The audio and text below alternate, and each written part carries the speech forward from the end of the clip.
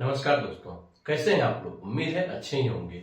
आज मैं जिस टॉपिक को डिस्कस करने जा रहा हूं वह टॉपिक लास्ट वीडियो भी मैंने इस पे डाला हुआ है। जी हाँ, आर्म्स एक्ट। लास्ट वीडियो में हमने इसके बारे में बताया था कि आर्म्स एक्ट में कैसे सर्च एंड सीजर होता है। सर्च एंड सीजर होगा तो गिरफ्तारी भी हो सकती है। सर्च सीजर एंड गिरफ्तारी तीनों को साथ से चलते हैं। तो यदि यह ऐसा होता है तो पहले सीआरपीसी में क्या प्रोविजन था पुलिस वाले के लिए, और अब बीएनएसएस में क्या क्या प्रोविजन उसमें एड ऑन किए गए हैं, दोनों के बारे में मैंने बताया था। उसी को बताते हुए मैंने यह भी बताया था कि किस तरह से झूठा केस में भी गिरफ्तारी होती है। हाँ, यदि कोई एक एक्यूज है जो किसी क्राइम में मोस्ट वांटेड रहा हो, नहीं मिल रहा हो, उसके अगेंस्ट में कोई साक्ष्य, तो पुलिस वाले क्या करते हैं, उसको फंसाने के लिए जो है झूठा केस भी बना सकते हैं। कुछ केस आया था जो मैंने अपने लास्ट वीडियो में बताया था कि मेरे लोकेलिटी में या मेरे डिस्ट्रिक्ट में या मेरे अनुमंडल में हुआ था। उसी के कारण में यह वीडियो मुझे लाना जो है मेरी मजबूरी रही थी। तो उसमें जो लास्ट वीडियो में आप जाकर देखेंगे तो हमने उसमें एंड किया था सॉल्यूशन पे कि यदि ऐसा होता है तो मैं यह नहीं कहता हूं कि हर केस झूठा ही होता है। जी हाँ, 100-200 में एक केस ऐसा भी हो सकता है। तो यदि ऐसा हो तो समाधान क्या है, समाधान पे हमने छोड़ा था कि समाधान भी मैं बताऊंगा। मान लीजिए आपकी गिरफ्तारी जो है झूठी गिरफ्तारी होती है और झूठा आर्म्स आपके घर में या देसी कट्टा आपके घर में या आपके बॉडी में इम्प्लांट कर दिया जाता है और आपको उठा लिया जाता है, गिरफ्तारी कर ली जाती है और 1-2 दिन के बाद आपको जो है कोर्ट में जो नियरेस्ट मजिस्ट्रेट के सामने प्रोड्यूस किया जाता है। यदि ऐसा हो तो क्या करें, चलिए समझते हैं। एक सिचुएशन के साथ हम लोग इस एपिसोड को समझते हैं। इसलिए हमने इस एपिसोड का नाम रखा है आर्म्स एक्ट। झूठी गिरफ्तारी होने पर क्या करें। याद रखिएगा, मैं बार बार बोलता हूं, गिरफ्तारी जेन्युइन नहीं है, झूठी है। यदि ऐसा हो तो क्या करें। तो सॉल्यूशन मैंने बताने के लिए कुछ पॉइंट्स बनाया। ये पॉइंट्स कहीं नहीं है, यह मेरा खुद का प्रैक्टिकल एक्सपीरियंस है।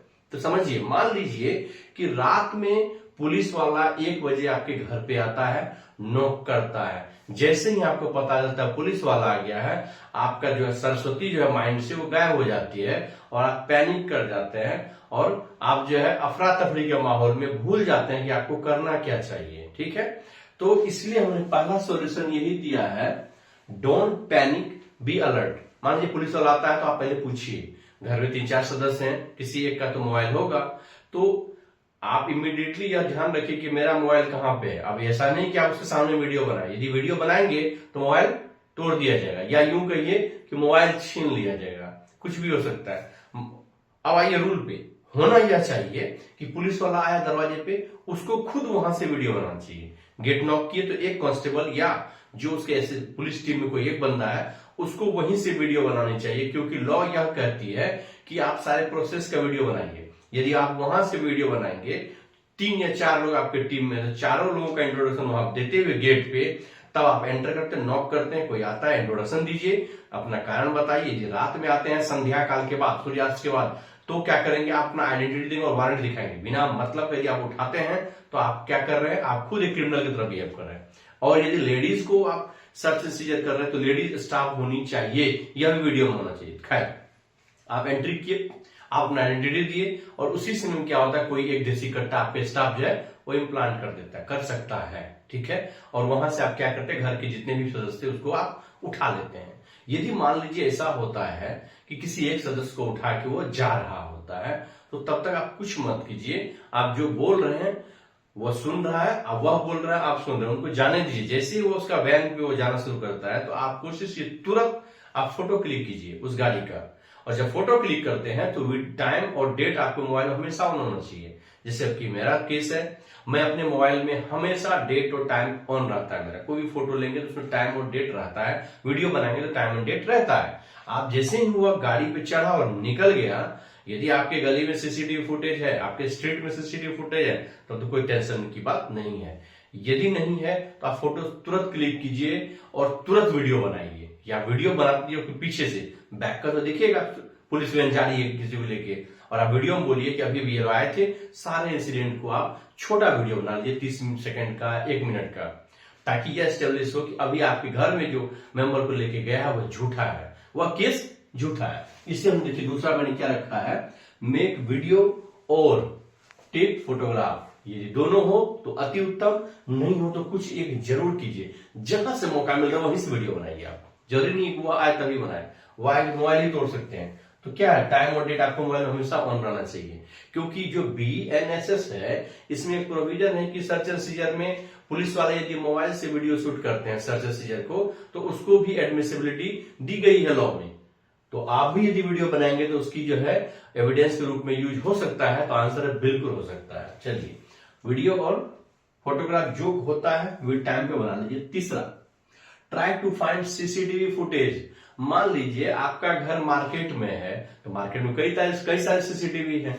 जैसे वो गेट से जा रहा होता तुरंत आप वीडियो बनाते हैं, ये देखिए पुलिस का वैन जा रही है, ये घटना हुई थी, और आपको उसका रूट पता हो, 2-3 रूट ही हो सकता है, ऐसा नहीं हवा में वो लॉन्च करेगा थाना, जाएगा तो किसी न किसी रूट से। उस रूट में जो भी CCTV हो, मार्केट होके जाएगा तो CCTV मिलना आसान होगा। किसी भी, या नहीं तो पुलिस स्टेशन में भी CCTV का प्रावधान है। लेकिन बहुत बड़ी विडंबना क्या है, हमारे बिहार में 95% थाना, 95% या मोर देन 95 थाना ऐसे हैं जो ओपन है, चारों साइड से उसकी चार दीवारी नहीं है।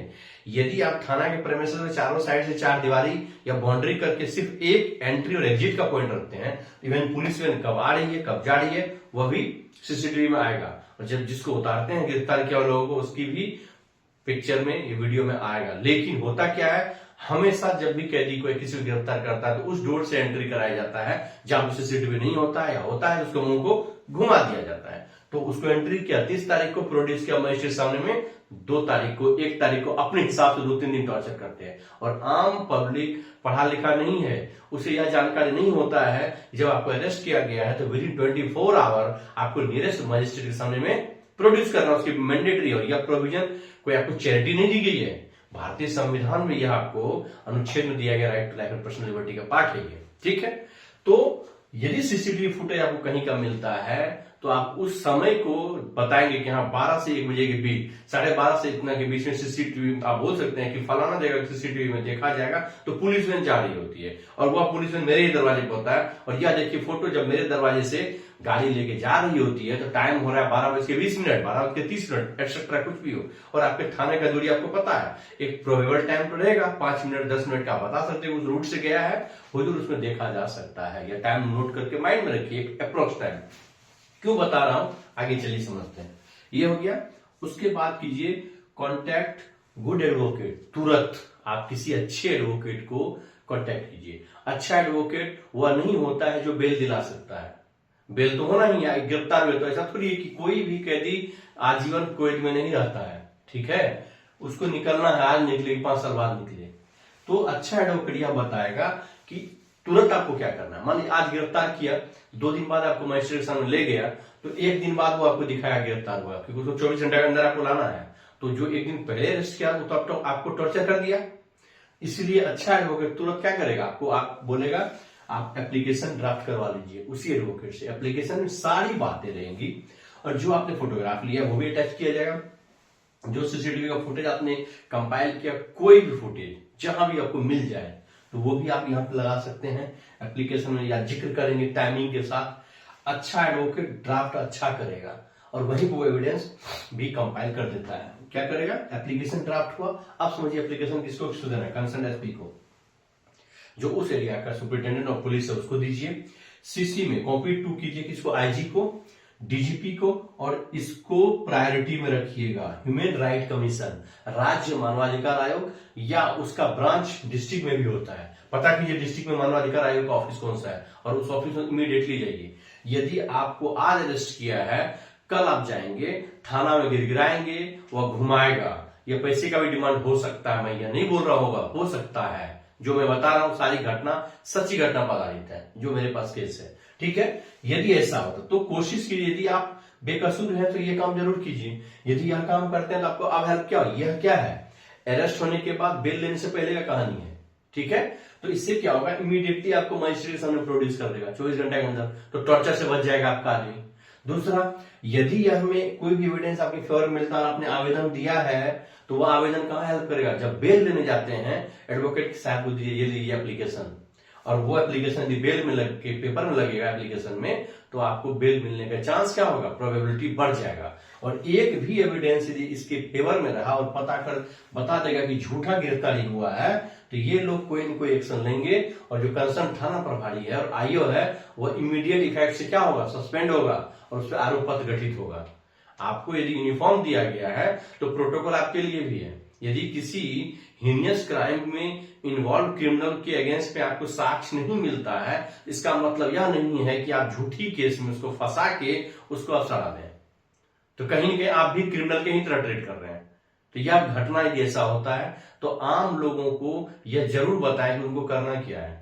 थोड़ा सा अटेंटिव रहिएगा तो आप अच्छे से अपने आप को प्रोटेक्ट कर पाइए। और right to life and personal liberty, जो जीने का अधिकार आपको संविधान में दिया गया है, उसकी मायने को समझ पाइएगा, तभी तो आप अपने जीने के अधिकार को एंजॉय कर पाएंगे।